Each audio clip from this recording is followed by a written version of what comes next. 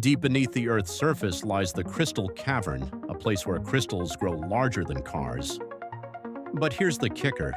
These crystals formed in a sweltering 136-degree C environment. In 2000, miners in Naka, Mexico stumbled upon this shimmering wonderland, discovering that the crystal's massive size is due to the cave's constant heat and humidity. The gypsum crystals grew over 500,000 years, untouched by light. It's a testament to nature's ability to create beauty in the most unexpected conditions. Like, comment, and subscribe for more dazzling discoveries.